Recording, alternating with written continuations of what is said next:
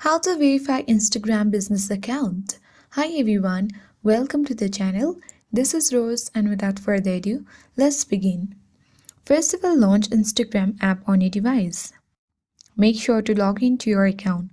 Now head towards profile icon at bottom right.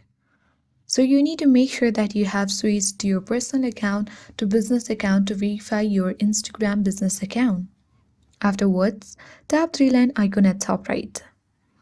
Now simply navigate to search bar once you land on setting and activities section and type in verification. You will see the list of options. Simply choose request verification and tap to open it. And here you will see different steps. First, you have to confirm the authenticity. You need to add your username, full name and document type.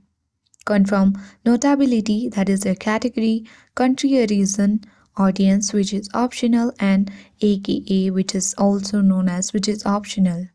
And here you need to add the links that are optional, and once you followed all the steps you need to tap submit, and once done the determination will be done if it's meet the verification criteria or not. If it's meet, then you will be successfully verified on your Instagram business account.